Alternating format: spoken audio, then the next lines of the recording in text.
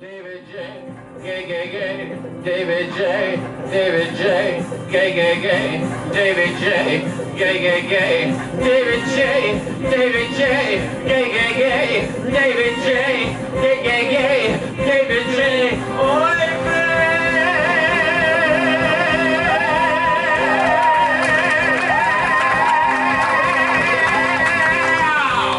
the reason I did all these parties for my mother and was because I wanted to get her to let me perform, because I like to lip sync to Barbara's poverty songs like Secondhand Rose and stuff. And so my favorite act was when I would dress as a hobo and then come out. She would put on Barbara's Brother, Can You Spare a Dime? And I would lip sync to it, to the crowd, and then at the end go down on one knee with my newsboy cap, stretched out to the audience, reaching out, and nothing would happen. The applause was tepid, as it is tonight. She ended up sitting me down one day, and she actually said, David, some of my guests find it a little uncomfortable to see a little boy lip-syncing to songs sung by women. She said, do you think you could do something by Frank Sinatra or Dean Martin or that Tony Orlando? So I thought to myself, and I got ready. So the next party happened, I took the coats, hello, welcome to the party, can I take your coats? And I passed the hors d'oeuvres, like, hello, would you like a cheddar cheese love? And then I got dressed in my hobo outfit, but I came out in tap shoes, and she put on Mr. Bojangles by Sammy Davis Jr. So I came out, shuffle ball change, all hunched over like an old man in jail, for having a little extra hooch. And I would do my song, classic song. And apparently there was some shock in the audience because I was wearing my mother's black Avon mud mask. Because I wanted to look as much like Sammy as I could. And I didn't know what blackface was at 8 years old. I wasn't racist at 8 years old. Some of my favorite nannies were black, okay? So it was just a way to be in costume. And she stopped the song midpoint, and I was left there, like, mortified. And so I shuffle ball changed, back, huddled over, back to the bedroom, and I just lied on the bed of coats. And I was sobbing because, I really want to just entertain, I really want to just make people laugh like I am tonight, that's all I wanted to do. And so I just was feeling the comfort of those clothes and snuggling into those clothes and rubbing my face into that fur and completely forgetting that I was wearing my mother's black Avon mud mask. And some of those stains, they never come out.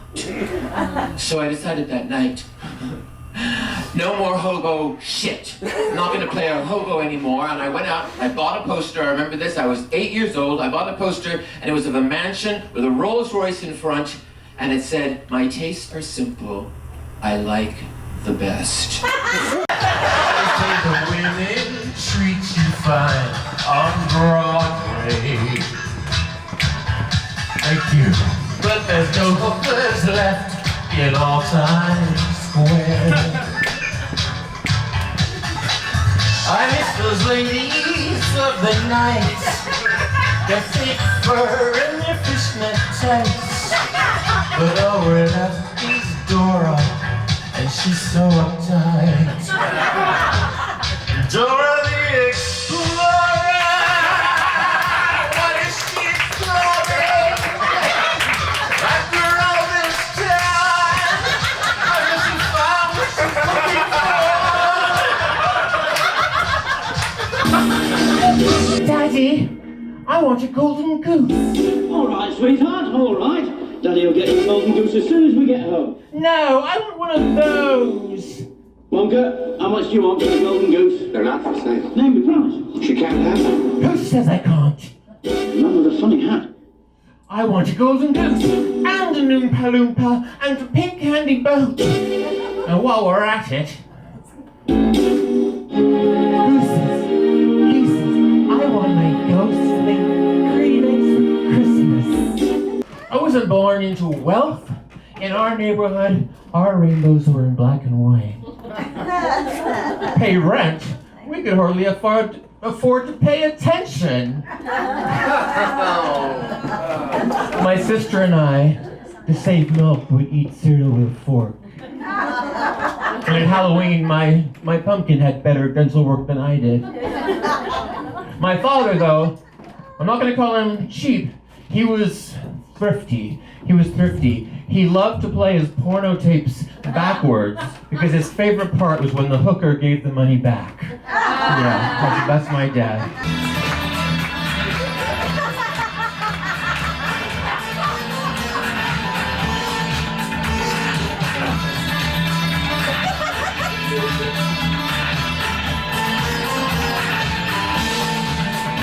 No, nobody knows me because this is a mask, people. It doesn't look like it, but it's a mask. It's frosting. It's icing on a Freudian cake of misery and disappointment. That's who David J is. David J is a little boy who was spanked for being different. David J spanked with an open hand for being other. His little anus penetrated by his mother's beautifully manicured fingers to give him suppositories because he wouldn't go number 2. No poo-poo, David? No poo-poo? No poo-poo. Because the only thing he could control in his little life was his shit. So he kept the shit inside of him, and his intestines, they inflated and almost exploded. But he had to lie face down on the bed with his little pants around his little ankles. And his mother would come up with her beautifully manicured finger, moistened with Vaseline, and she would use that French manicure and enter the anus. So awkward. So very awkward.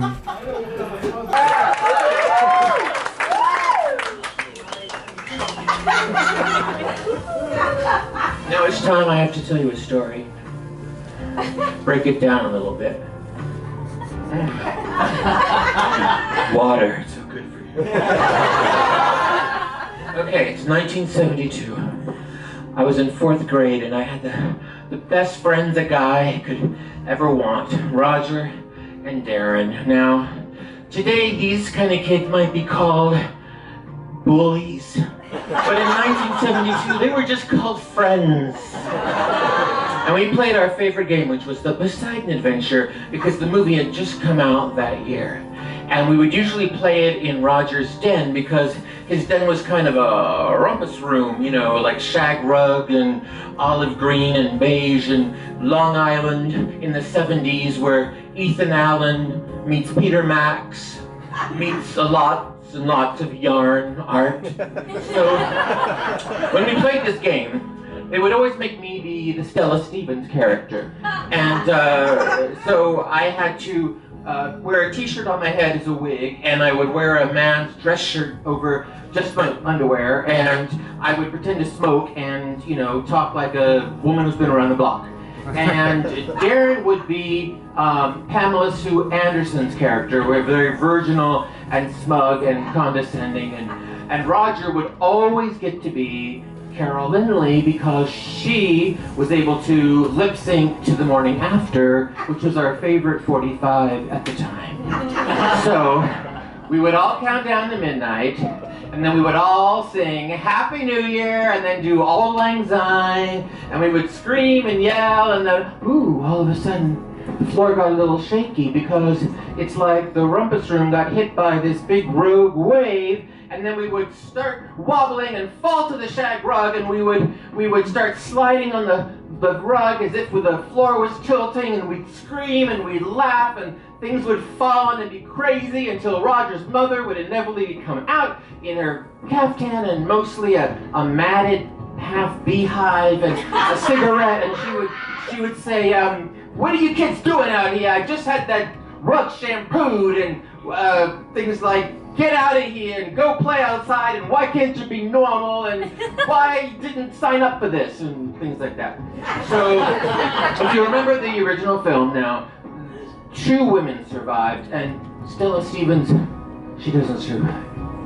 So Darren and Roger would push me over a beanbag and into the pretend fire pit, and then they would scream and laugh while I screamed while I was burning to death, and they thought it was hilarious, and I would laugh, and it was exhausting, but it was fun. And those days to be a kid. You know what I'm saying? A special time. That's my story. Yeah.